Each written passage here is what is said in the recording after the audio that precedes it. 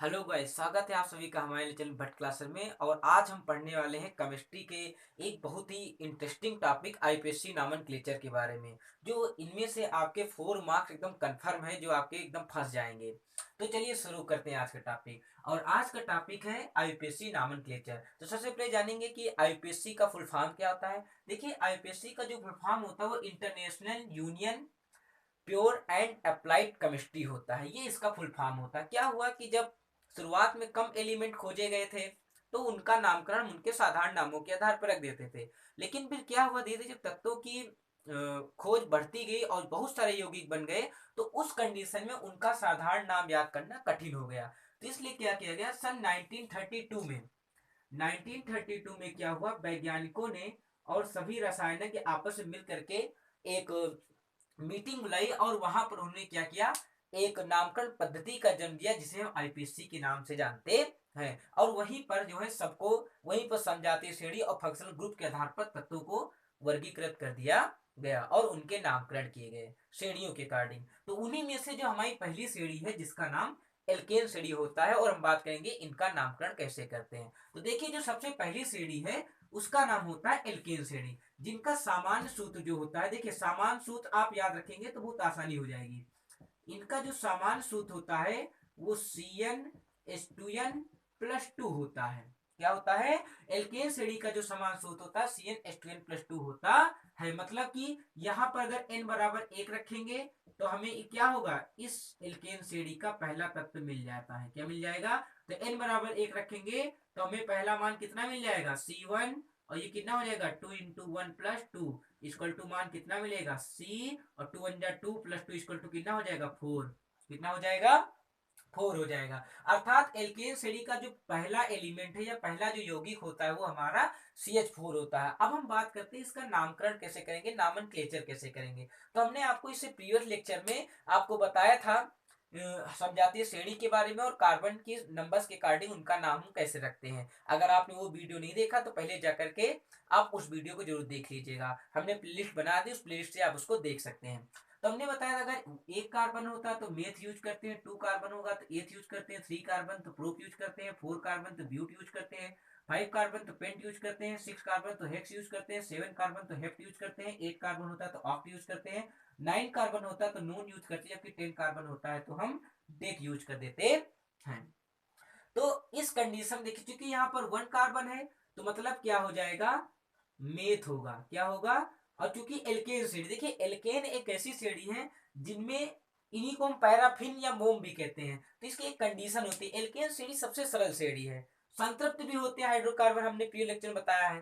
तो एल्केन श्रेणी के साधारण नाम और जो आईपीएससी नामकरण दोनों नाम क्या होते हैं, इनके समान होते हैं। और जब इनका आईपीएससी नामकरण करते हैं तो संगत जो भी हमारा तत्व होता है उसके अंत में हम एन अनुलग्न जोड़ देते हैं। क्या जोड़ देंगे, मतलब मेथ एक कार्बन था, इसके अंत में क्या जोड़ देंगे, हम एन जोड़ देंगे। तो जो हमको तत्व प्राप्त होगा वो इसका नाम हो जाएगा। अर्थात इस कंडीशन में इसका नाम क्या हो जाएगा, मेथेन। अर्थात एल्केन श्रेणी का जो पहला तत्व यौगिक होता है उसका नाम क्या होता है, हाइड्रोकार्बन, उसका नाम मेथेन हो जाता है।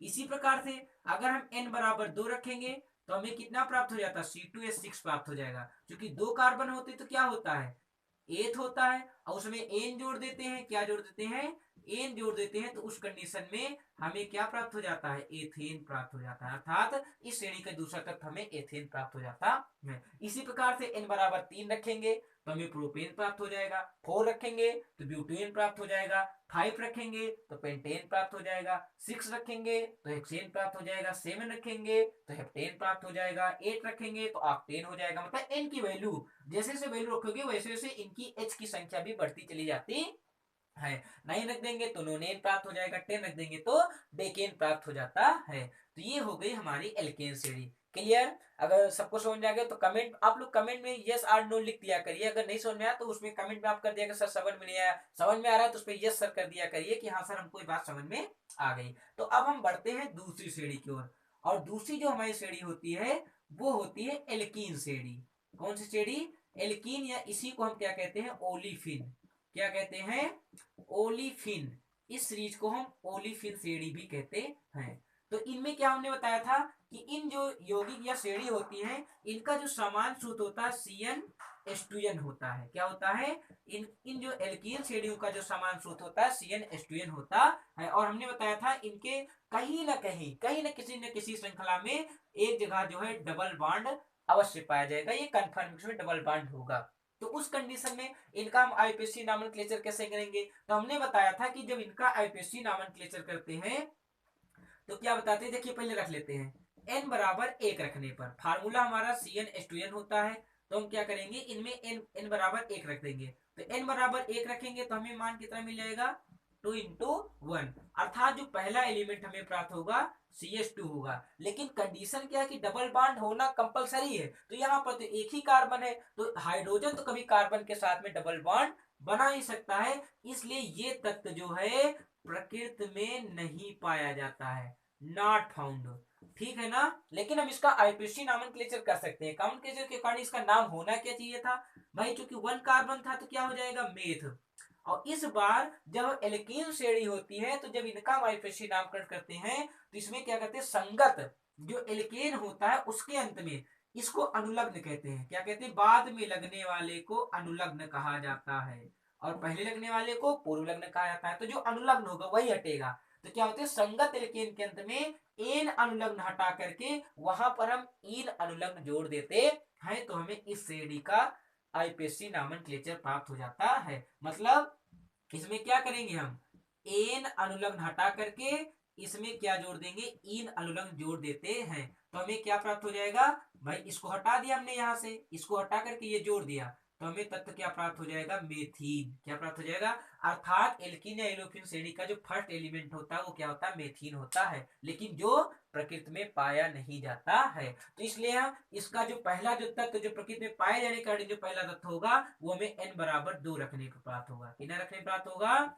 n बराबर 2 रखने प्राप्त होगा। n बराबर 2 रखेंगे तो हमें मान कितना मिल जाएगा, C2H4 मिल जाएगा। या इसको हम ऐसे भी लिख सकते हैं, CH2 डबल बॉन्ड CH2, चूंकि 2 कार्बन है तो क्या हो जाएगा, एथ होता था और अंत में क्या जोड़ देंगे, संगत एल्केन के अंत में एन अनुलग्न हटा करके वहां पर इन अनुलग्न जोड़ देते हैं, तो अंत में क्या जोड़ देंगे, इन जोड़ देंगे। क्या जोड़ देंगे, तो इस कंडीशन में जो इसका आईपीएससी नामकरण हो जाएगा वो क्या हो जाएगा, एथीन।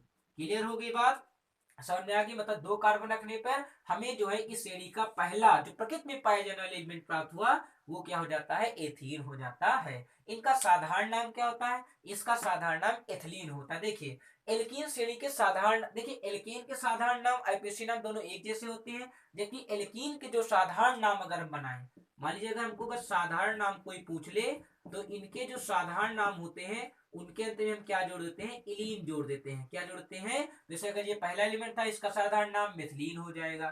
क्या हो जाएगा, मिथिलीन। और जबकि इसका साधारण नाम क्या हो जाता है, तो एथिलीन हो जाता है। लेकिन साधारण नाम एग्जाम में पूछे नहीं आते तो इसलिए इनको ज्यादा बताने की कोई जरूरत नहीं है, केवल आईपीएसटी नॉमेनक्लेचर आपके उसमें आते हैं। 2 कार्बन पर तो एथीन हो जाएगा, 3 कार्बन होगा तो प्रोपीन हो जाएगा, 4 कार्बन तो ब्यूटीन। इसी तरह आप जो है 10 तक करके घर में प्रैक्टिस कर लीजिएगा। ठीक है, और हमको हमारे पास जो टेलीग्राम चैनल में आप लोग जुड़ जाइए और वहां पर आप कमेंट या प्रूव करके होमवर्क भेज भी सकते हैं कि सर हमने इतना कर लिया है। ठीक है, तो एल्केन श्रेणी कंफर्म हो गई कि एल्केन में क्या करते हैं, संगत एल्केन के अंत में एन जोड़ देते हैं तो वो हमारा उसका नाम सेम ही हो जाता है, मतलब एल्केन हो जाएगा, मतलब मेथेन एथेन इस तरह बना लेंगे। जबकि एल्कीन श्रेणी में क्या करते हैं, संगत एल्केन के अंत में एन अनुलग्न हटा करके वहां पर इन अनुलग्न जोड़ देते हैं और हमें उनका आईपीएससी नॉमेनक्लेचर प्राप्त हो जाता है। तो क्या हो जाएगा, जैसे methene, ethene, propene, butene, pentene, hexene, heptene, ऑक्सीन, ऑक्टीन, नोनीन और डेकीन। तो इस तरह से हमारी ये भी आईपीएससी हो जाती है। और अब हम पढ़ेंगे नेक्स्ट हमारा जो अगला जो श्रेणी है, जो हमारी अगली श्रेणी है वो है एसिटिलीन श्रेणी या एल्काइन श्रेणी। अब हमारी जो अगली श्रेणी आने वाली है वो कौन सी श्रेणी आने वाली है, वो एल्काइन श्रेणी आने वाली है। तो एल्काइन श्रेणी क्या होती है उसको हम जानेंगे। हमारी जो थर्ड श्रेणी है वो है एल्काइन। वो श्रेणी का क्या नाम है, एल्काइन। एल्काइन का सामान्य जो सूत्र होता है वो CnH2n-2 होता है। देखिए फार्मूला आप जो याद रखिए, इसी से आपको पहचान होगी। एल्काइन श्रेणी का जो समान सूत्र होता है वो CnH2n-2 होता है और इनमें क्या होता है कि कहीं ना कहीं किसी ना किसी कंडीशन में किन्हीं भी दो कार्बनों के बीच में एक ट्रिपल बॉन्ड पाया जरूर जाता है, ये इसकी पहचान होती है।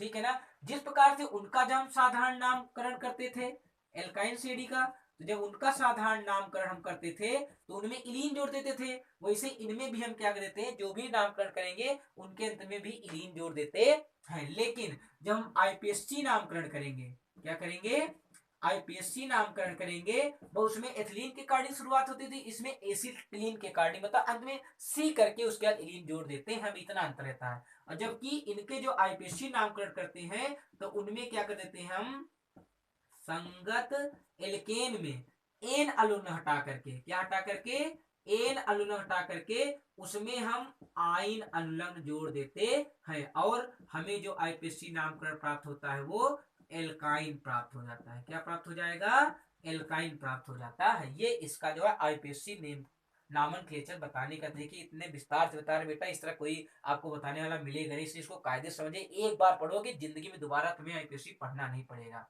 तो देखिए जैसे कि क्या रखेंगे, जो कि जब हमें एथीन वाली श्रेणी में जो है पहला तत्व n बराबर 1 रखने पर प्राप्त नहीं होता था, वैसे इनमें भी जो है n बराबर 1 रखने पर हमें कोई भी एलिमेंट प्राप्त नहीं होता है, क्योंकि जब वो दो ही वैलेंसी को सेटिस्फाइड नहीं कर रहा हाइड्रोजन, तो फिर 3 को कैसे करेगा। इसलिए इसमें जो पहला एलिमेंट प्राप्त होता है वो n बराबर 2 रखने पर प्राप्त होता है। कितना रखने प्राप्त होता है, n बराबर 2 रखने पर। तो n बराबर 2 रखेंगे तो और हाँ, इनका समान सूत्र ये होता है, रख दीजिए मान 2, ये हो जाएगा 2 इंटू 2 माइनस 2 इक्वल टू कितना हो जाएगा, C2, 2 2 जब 4 में से 2 गया 2 C2H2। ये इसको हम ऐसे भी लिख सकते हैं, CH ट्रिपल बॉन्ड CH। ये हमारा जो है पहला एलिमेंट है। तो इनका साधारण नाम क्या होगा, चूंकि दो कार्बन है तो इनका जो साधारण नामकरण करते हैं, तो इनका जो साधारण नामकरण होता है वो एसिटिलीन होता है। क्या होता है, इनका जो साधारण नाम होता है वो एसिटिलीन होता है। लेकिन जब इसका हम आईपीएससी नामनक्लेचर करते हैं, क्या करते हैं, आईपीएससी नाम रखेंगे तो हमने क्या होता है, चूंकि दो कार्बन है तो एथ होता है, और इसमें हम जोड़ क्या देते हैं, अंत में आइन अलग जोड़ देते हैं। तो इस कंडीशन में जो इसका जो आईपीएससी नामनक्लेचर वो क्या हो जाएगा, एथाइन हो जाएगा। क्या हो जाएगा, एथाइन हो जाएगा। बात समझ में आ गई कि नहीं आ गई। तो इस तरह से हम इन एलिमेंटों को अच्छी तरह से समझ लेते हैं, मतलब कि एल्काइन श्रेणी का जो पहला एलिमेंट प्राप्त होता है वो हमारा एथाइन प्राप्त होता है। क्या प्राप्त हो जाता है, एथाइन प्राप्त हो जाएगा। ठीक, क्लियर हो गई बात। तो इस तरह से इन क्वेश्चन को हमें समझ लेना है। ठीक, n बराबर रखेंगे, 2 रखें तो हमको क्या मिल जाएगा, एथाइन प्राप्त हो जाएगा। n बराबर 1 रखने पर कोई मतलब ही नहीं है, मतलब मेथाइन नहीं प्राप्त होगा, एथाइन से शुरुआत होती है। उसी प्रकार से n बराबर जब हम 3 रखेंगे, n बराबर कितना रख देंगे, 3 रख देंगे, तो हमें जो तत्व प्राप्त होगा वो 3 2 6 में से 2 गया, C3H4 प्राप्त हो जाएगा। कितना प्राप्त हो जाएगा, C3H4 प्राप्त हो जाएगा। तो इस कंडीशन में इसका आईपीएससी नामकरण क्या हो जाएगा, प्रोपाइन हो जाएगा। क्या हो जाएगा, प्रोपाइन। तो देखिए बेटा, एक क्वेश्चन दो प्रकार से आता है, एक इस तरह से आता है, एक इस तरह से भी आता है, कि आप क्या करो, ऐसे कार्बन लगा करके यहाँ पे CH3 ऐसे ट्रिपल बॉन्ड और यहाँ पर ऐसे भी लिखा रहता है। तो इसका मतलब आप समझ जाइएगा कि इन जो कार्बन यहाँ पर जुड़े हुए हैं इन सब के बीच में कहीं ना कहीं देखो एक ट्रिपल बॉन्ड पाया जा रहा है, मतलब कि ये कैसा है, ये एक क्या है, एथाइन समूह का, एल्काइन समूह का एलिमेंट है। और इसको हम इस तरह लिख सकते हैं, क्योंकि जब नंबरिंग होती है तो नंबरिंग हमेशा दाई, जिधर से बॉन्ड नजदीक होगा, ट्रिपल बॉन्ड या डबल बॉन्ड, नंबरिंग उधर शुरू करते हैं, इधर से नजदीक है इसलिए 1 2 3। तो इसको अगर प्रोपाइन लिखा तो प्रोपाइन आप कर दीजिएगा, नहीं तो इसका नामकरण प्रोपाइन 1 भी हो जाएगा। तो इस तरह से जो है हम इनका आईपीएससी नामकरण कर देते हैं। इसी प्रकार से n बराबर 4 रखेंगे तो हमें ब्यूटाइन प्राप्त हो जाएगा। क्या प्राप्त हो जाएगा, ब्यूटाइन प्राप्त हो जाएगा। और इसी तरह से एलिमेंट चला करेंगे। ठीक, तो अब हम बढ़ेंगे अगले आने वाले हमारे जो अगली सीरीज है उसके बारे में। तो एल्केन, एल्कीन और एल्काइन हमारे हो गए। अब उसके बाद जो हमारा जो चौथा आता है वो होता है एल्किल समूह या मूलक। क्या होता है, अगला जो हमारा है वो उसको हम क्या कहते हैं, एल्किल समूह, एल्किल समूह या मूलक कहा जाता है।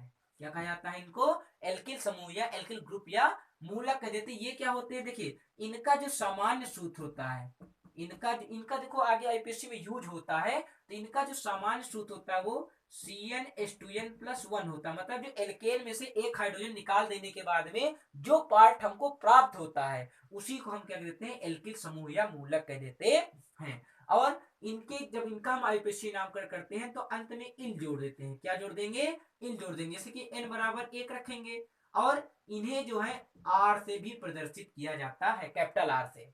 ठीक है, तभी आगे इसकी जरूरत पड़ेगी। और इन्हें जो हम क्या करते हैं, कैपिटल आर से भी प्रदर्शित करते हैं। जैसे n बराबर 1 रखेंगे तो हमें क्या मिल जाएगा, आर बराबर मान क्या मिलेगा, CH3 मिल जाएगा। क्या मिल जाएगा, CH3। चूंकि क्या एक कार्बन है तो क्या होता था, मेथ होता था, अंत में क्या जोड़ देंगे, इल जोड़ देंगे। अर्थात इस कंडीशन में पहला एलिमेंट क्या मिल जाएगा, मेथिल मिल जाएगा। इसी प्रकार से n बराबर 2 रखेंगे तो r का मान कितना हो जाएगा, वो हो जाएगा C2H5। आप फार्मूले में रख देंगे तो इतना मिल जाएगा। तो इस कंडीशन में हमारा एलिमेंट का नाम क्या हो जाएगा, एथिल हो जाएगा। क्या हो जाएगा। इसी प्रकार n बराबर 3 रखेंगे तो r का मान कितना आ जाएगा, C3H7 हो जाएगा और ये क्या हो जाएगा, प्रोपिल हो जाएगा। इसी तरह एलिमेंट का जो है नामकरण चलता चला जाएगा। मतलब methyl, ethyl, propyl, butyl, pentyl, हेक्टिल, हेक्सिल, हेप्टिल, ऑक्टिल, नोनिल और डेकिल। तो इस तरह से हम एल्किल समूह या मूलकों का जो है नामकरण करते चले जाते हैं। तो समझ में आ गई बात। ये याद रखिएगा कि R का जो मान होता है CnH2n+1 होता है। तो अब हम बात करेंगे इसके बाद जो अगली इंपॉर्टेंट स्टडी है जिनसे हर बार क्वेश्चन 10th के यूपी बोर्ड एग्जाम में आता ही आता है, जिस इसको ध्यान से। और वो हमारी श्रेणी है एल्कोहल श्रेणी। कौन श्रेणी, एल्कोहल श्रेणी। एल्कोहल श्रेणी जिनका समान सूत्र क्या होता है, जिनका समान सूत्र CnH2n+1 OH, या इसी को हम क्या कह देते हैं शार्ट में ROH भी कह देते हैं। मतलब इसका जो क्रियात्मक समूह होता है, क्रियात्मक समूह OH होता है, और जबकि एल्किल समूह या मूलक वो हमारा यही R होता है। तो इनका जब आईपीएससी नामकरण करते हैं तो वो आप जान लीजिए। इनके दो नाम होते हैं, इनके साधारण नाम भी आपको जानना है और आपको जो है इनके जो है आईपीएससी नामकरण भी जानना है। तो जब इनका हम आईपीएससी नामनक्लेचर करते हैं तो क्या कर देते हैं, संगत एल्केन के अंत में, हटाते कुछ नहीं है, संगत एल्केन के अंत में हम क्या जोड़ देते हैं, आल अल्लम जोड़ देते हैं। क्या जोड़ देते हैं, तो हमें क्या प्राप्त हो जाता है, हमें एल्केनाल प्राप्त हो जाता है। हमें क्या प्राप्त हो जाएगा, एल्केनाल। और वही इन जो है एल्कोहल श्रेणी के तत्वों का आईपीएससी नामकरण होता है। जबकि जो साधारण नाम होता है उनमें जैसे हमारे एल्किल समूह होते हैं उनके साथ में एल्किल एल्कोहल लिख देते हैं। क्या लिख देते हैं, एल्किल एल्कोहल। ठीक है ना। तो ये इनका नामनक्लेचर। देखिए इसको एग्जांपल पे समझते हैं तो आपको अच्छी तरह चीजें समझ में आ जाएंगी। अगर n बराबर 1 रखें या r बराबर CH3 रखें, भाई बात वही, n बराबर रखो या r बराबर CH3 रखोगे तो पहला एलिमेंट आपको क्या मिलेगा, मेथिल, मेथ मिलेगा। क्योंकि एल्कोहल के कार्डिक पढ़ रहे हैं तो पहला क्या हो जाएगा, एल्किल की जगह मेथिल हो जाएगा और अंत में साधारण नाम में क्या जोड़ देना है, एल्कोहल जोड़ देना है। अर्थात n बराबर 1 रखने पर हमें जो पहला एलिमेंट मिलता है एल्कोहल श्रेणी का वो मेथिल एल्कोहल मिल जाता है। तब इनका आईपीएससी नामकरण करेंगे तो क्या होगा, हमने बताया था कि जब आईपीएससी नामकरण करते हैं और जब हमारे पास में इनका जो सूत्र हम लिखे दे रहे हैं, सूत्र क्या हो जाएगा, CH3OH। क्या हो जाएगा, CH3OH। तो जब इनका जब हम आईपीएससी नामकरण करेंगे तो हमने आपसे बताया था कि एक कार्बन होता था तो मेथेन होता था। भाई एल्केन श्रेणी में एक कार्बन होने पर मेथेन होता था, उसके अंत में आल जोड़ देंगे तो मेथेन में आल जोड़ने पर हमें क्या प्राप्त हो जाएगा, मेथेनॉल प्राप्त हो जाएगा। अर्थात इस कंडीशन में जो इसका आईपीएससी नामकरण होगा वो क्या हो जाएगा, मेथेनॉल हो जाएगा। क्लियर बात हो गई, समझ में आ गई बात। तो इस तरह से हम इनका बनाते चले जाएंगे। इसी प्रकार से अगर हम क्या रख दें, R बराबर C2H5 या N बराबर 2 रखेंगे तो हमें जो तत्व प्राप्त होगा वो प्राप्त होगा, क्या होगा, C2H5OH। और ये बहुत इंपॉर्टेंट है और इसी का आईपीएससी नामकरण पूछा भी जाता है। तो C2H5 क्या होता है, चूंकि दो कार्बन है इसलिए इसका जो साधारण नाम होगा वो क्या होगा, क्योंकि दो कार्बन है क्या, तो साधारण नाम में क्या हो जाएगा, एथिल एल्कोहल हो जाएगा। क्या हो जाएगा, एथिल एल्कोहल हो जाएगा। और जब आईपीएससी नामकरण करेंगे, कौन सा नामकरण करेंगे, आईपीएससी नामकरण करेंगे तो हमने बताया था क्या था, संगत एल्केन के अंत में आल जोड़ दीजिए। दो कार्बन तो एथ होता है, दो कार्बन होता है तो क्या होता है, एथ होता है। इसलिए इस कंडीशन में इसका आईपीएससी नामकरण क्या हो जाएगा, एथेनॉल हो जाएगा। जो पेपर में हर बार पूछा जाता है, इसलिए इसको एथेनॉल को आप जरूर लर्न कर लीजिए। एथेनॉल मेथेनॉल में से एक आता कंफर्म है, ठीक है। इसी प्रकार से 3 कार्बन रखोगे तो प्रोपेनॉल हो जाएगा, 4 कार्बन रखेंगे तो ब्यूटेनॉल हो जाएगा, 5 कार्बन रखेंगे तो पेंटेनॉल हो जाएगा, 6 कार्बन रखेंगे तो हेक्सेनॉल हो जाएगा, 7 कार्बन रखेंगे तो हेप्टेनॉल हो जाएगा, 8 कार्बन रखेंगे तो ऑक्टेनॉल, 9 कार्बन रखेंगे तो नोनेनॉल और 10 कार्बन रखेंगे तो डेकेनॉल हो जाएगा। समझ में आ गई बात। तो ये हो गई हमारी एल्कोहल स्टडी, जो बहुत ही इंपॉर्टेंट है, एग्जाम की दृष्टि से बहुत ही ज्यादा जरूरी है। अब हम पढ़ेंगे इसके बाद जो हमारी अगली श्रेणी है वो भी बहुत इंपॉर्टेंट, इनसे भी क्वेश्चन आते हैं, लेकिन एल्कोहल्स की अपेक्षा हल्का फुल्का। मान लीजिए एल्कोहल 100% है तो ये मान लीजिए 95%, लेकिन आते इससे भी क्वेश्चन है ना। ये 3 श्रेणियां बची हुई हैं और तीनों में से हमने एक आपको बहुत बता दी इंपॉर्टेंट वाली, अब 2 और बची हुई हैं। अगली है आपकी जो श्रेणी है वो है एल्डिहाइड। वो कौन सी श्रेणी है? एल्डिहाइड। और ये भी बहुत इंपॉर्टेंट है, ये भी क्या है? बहुत इंपॉर्टेंट है। और इनका जो सामान्य सूत्र होता है, एल्डिहाइड श्रेणी का जो सामान्य सूत्र होता है वो RCHO होता है। क्या होता है?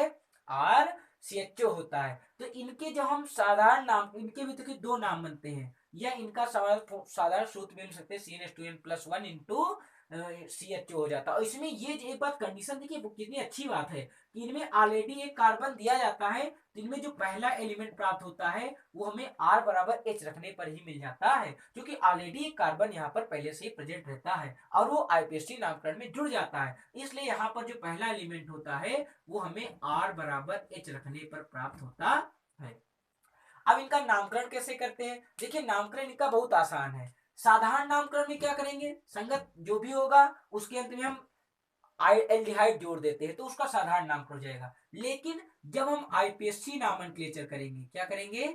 आईपीएससी नामनक्लेचर करेंगे तो उस कंडीशन में हम संगत एल्केन के अंत में हम अल जोड़ देते हैं। क्या जोड़ देते हैं? संगत एल्केन के अंत में हम अल जोड़ देते हैं, तो हमें इस श्रेणी का जो है हमें आईपीएससी नामनक्लेचर पता हो जाता है। जैसे R बराबर H रखने पर हमें तत्व पहला क्या प्राप्त होगा? HCHO प्राप्त हो जाएगा। तो इस कंडीशन में क्या होगा? HCHO हमें प्राप्त होगा R बराबर H रखने पर। तो इस कंडीशन चूंकि एक कार्बन होता था तो क्या होता था? मेथेन होता था। तो मेथेन में क्या जोड़ देंगे हम? हमने कहा था अल जोड़ देते हैं, मतलब कि एल्केन श्रेणी में अल जोड़ देने पर जो हमें यौगिक प्राप्त होता है वो एल्डिहाइड श्रेणी का हो जाएगा। तो इस कंडीशन में जो इसका आईपीएससी नामनक्लेचर होगा वो क्या होगा? एल्केनल। तो एक कार्बन होने पे क्या होता था? मेथेन होता था, अंत में अल जोड़ देंगे तो क्या प्राप्त हो जाएगा? मेथेनल हो जाएगा। बात समझ में आ गई कि नहीं आ गई? अर्थात एल्डिहाइड श्रेणी का जो पहला तत्व का जो आईपीएससी नामनक्लेचर होता है वो मेथेनल होता। और ये भी एग्जाम में आया हुआ क्वेश्चन है। और इनका साधारण नाम कोई पूछ ले तो देखिए, अगर कहीं पर स्टार्टिंग में H आ रहा है तो H का मतलब वो फार्मा बनाते हैं। क्या बनाते हैं? साधारण नाम। तो इस कंडीशन में इसका नामकरण क्या हो जाएगा? फार्मेल्डिहाइड। क्या हो जाएगा? फार्मेल्डिहाइड। ये पहले तत्व का नाम है फार्मेल्डिहाइड, ये इसके पहले तत्व का नाम है। क्लियर बात हो गई। अब हम बात करेंगे दूसरा, अगर हम R बराबर CH3 रख रहे हैं तो उस कंडीशन में हमें जो एलिमेंट प्राप्त होता है CH3CHO प्राप्त हो जाता है। तो जब 2 कार्बन हो जाएंगे तो क्या हो जाएगा? उसको हम क्या कहते हैं?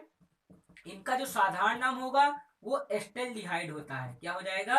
एस्टेल्डिहाइड। और ये भी पूछा था कि एस्टेल्डिहाइड का आईपीएससी नामकरण क्या होगा, तो एस्टेल्डिहाइड हो जाता है। और जब इनका आईपीएससी नामकरण करते हैं तो चूंकि 2 कार्बन तो क्या होता था? एथेन होता था, अंत में अल जोड़ देंगे तो इस कंडीशन का आईपीएससी नामकरण क्या हो जाएगा?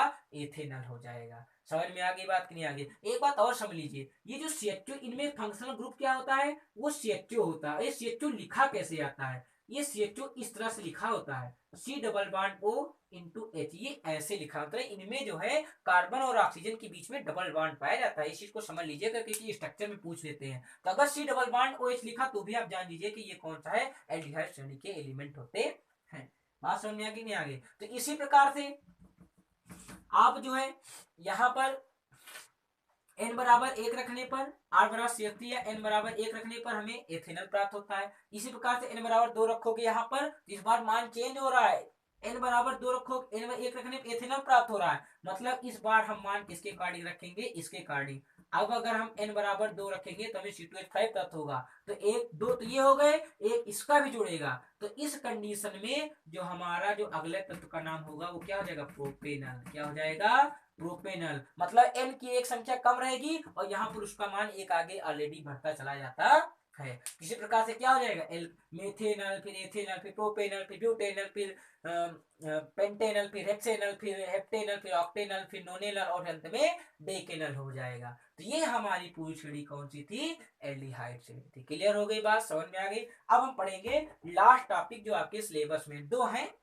तो एक है आपकी हाइड्रोजन श्रेणी, हाइड्रोजन व्युत्पन्न वाले, और दूसरी कौन सी है, कीटोन श्रेणी। तो पहले हम बात करेंगे हमारी कौन सी श्रेणी है, एल्किल हाइलाइड श्रेणी। कौन सी श्रेणी है, एल्किल हाइलाइड।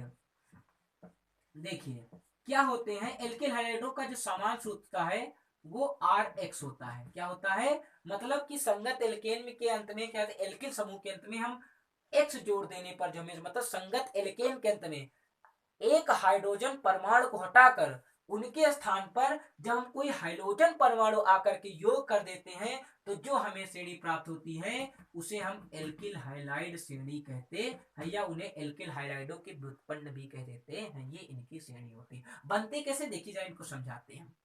ये क्या था, जैसे कि मान लीजिए ये हमारा था CnH2n+2, तो हम क्या कर देते हैं, मतलब कि इसमें कितने कार्बन है, 2n+2 कार्बन है, तो क्या कर दें, यदि इसमें से हम एक कार्बन निकाल दें, एक कार्बन निकाल करके उसमें क्या कर दें, एक हाइड्रोजन जोड़ दें। हाइड्रोजन मतलब क्लोरीन, ब्रोमीन और आयोडीन, ये तीन, इन्हीं तीनों का ज्यादा यूज होता है, क्लोरीन, ब्रोमीन और आयोडीन, यही ज्यादा एक्टिव है। तो जब इनका इसके साथ योग कर देंगे और एक हाइड्रोजन निकाल देंगे तो जो हमें स्ट्रक्चर प्राप्त होगा CnH2n+1 और इंटू X, तो ये जो हमें प्राप्त होता है इसी को हम क्या कह देते हैं, हम एल्किल हैलाइड कह देते हैं। और वो जो हाइड्रोजन निकलता है एक्चुअल में हाइड्रोजन गैस के रूप में बाहर निकलता है या जल के रूप में निकलेगा, ठीक है ना। तो ये होती है एल्किल हाइलाइड। देखिए इसको एक एग्जांपल की तरह समझ लेते हैं ताकि एल्किल हाइलाइड आपको अच्छी तरह से समझ में आ जाए। इसको इस तरह समझ ले रहे हैं कि मान लीजिए ये हमारे पास क्या था, किसी अम्ल के रूप में निकलता, हाइड्रोजन गैस के रूप में निकलता है,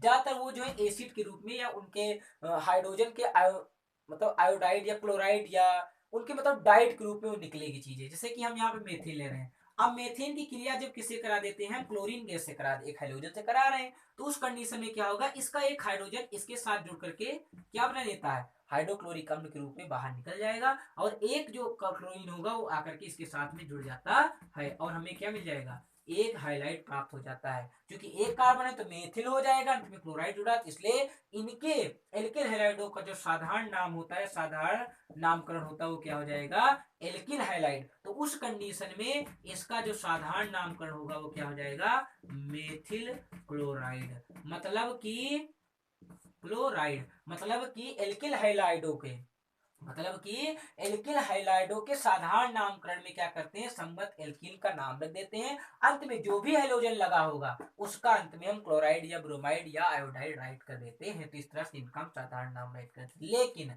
अगर ये हम इसी तरह बात करते हैं, जैसे कि आप इसमें क्या रखोगे, R बराबर जब आप CH3 रखोगे या N बराबर 1 रखने पर, N बराबर 1 रखिए या R बराबर CH3 रखोगे तो आपको इस श्रेणी का पहला, और X की जगह पर हम मान लीजिए रख रहे हैं क्लोरीन, तो इस कंडीशन में जो हमें पहला तत्व प्राप्त होगा वो CH3Cl प्राप्त हो जाएगा। तो जब इनका IUPAC नामकरण करते हैं तो जो संगत हाइड्रोजन होता है उसका जो हम पहले नामकरण लिखते थे वही क्लोरो के आधार पर, मतलब अंत में रो लगा देंगे।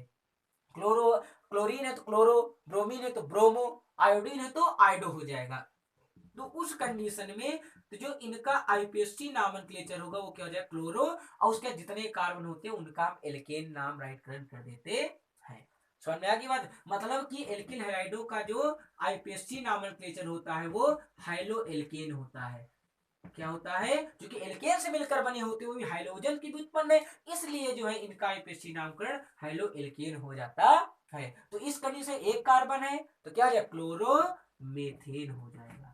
क्या हो जाएगा, क्लोरोमीथेन हो जाएगा। इसी प्रकार से n बराबर 2 रखेंगे या r बराबर कितना रख देंगे C2H5 रख देंगे और x के बराबर कितना रख देंगे हम Cl रख देंगे, तो हमें एलिमेंट प्राप्त हो जाएगा C2H5Cl। तो इस कंडीशन में इनका एपिस्टी नामकरण क्या हो जाएगा, इस प्रकार हमारा इसका एपिस्टी नामकरण हो जाएगा क्लोरो 2 कार्बन तो क्या हो जाएगा एथेन हो जाएगा। तो इस तरह से इनका हम आईपीएससी नॉमेनक्लेचर बना लेते हैं।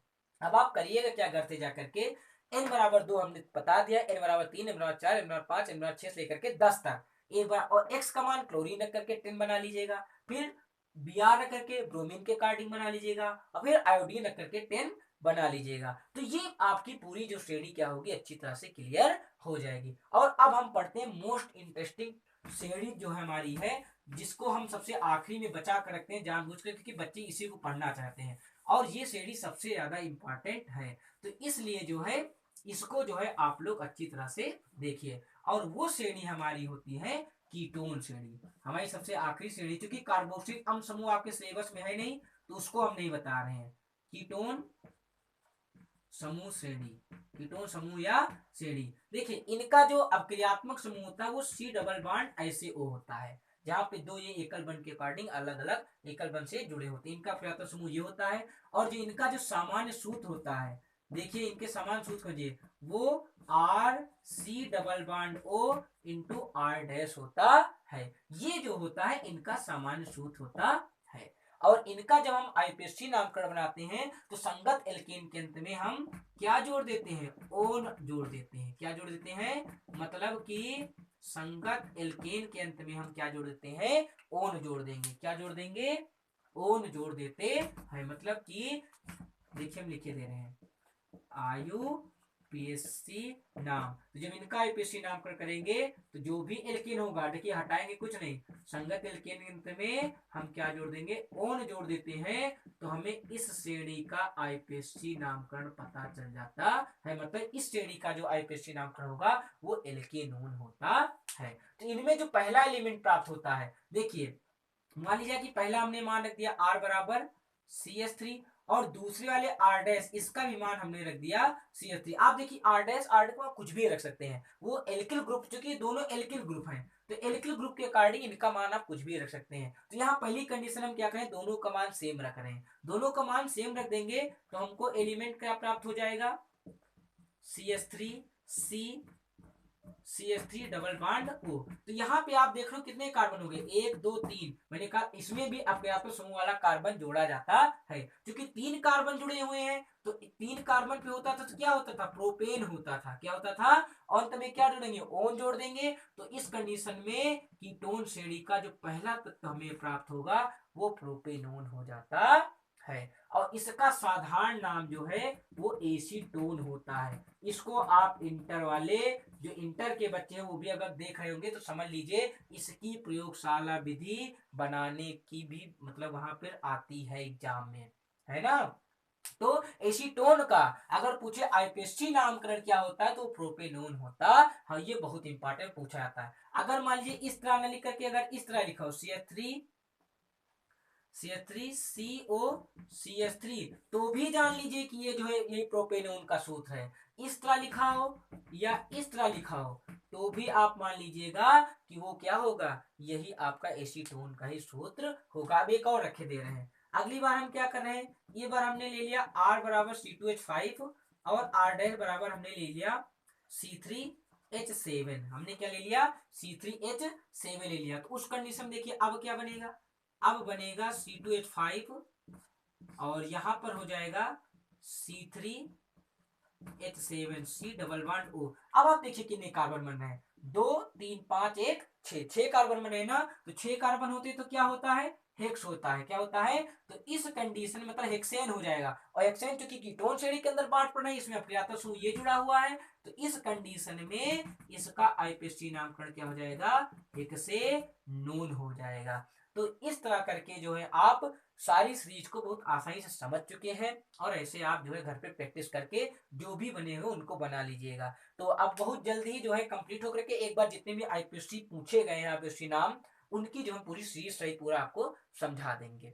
ठीक है, तो आशा करता हूँ कि हमारा ये वीडियो आपको अच्छा लगा होगा। तो इसलिए इस वीडियो को हर एक जो बच्चा पढ़ने वाला जो साइंस का स्टूडेंट है उसके पास जरूर भेज दीजिए, ताकि वो इसको अच्छी तरह से पढ़ ले और समझ सके। और आप लोग बेटा बहुत अच्छी तरह मेहनत करिए, क्योंकि एग्जाम आने वाले हैं, तो खूब मेहनत लगा करके पढ़िए और अपने माँ बाप का, अपने गुरुजनों का, सबका नाम रोशन करिए और पूरे प्रदेश भर में, पूरे देश भर में छा जाइए।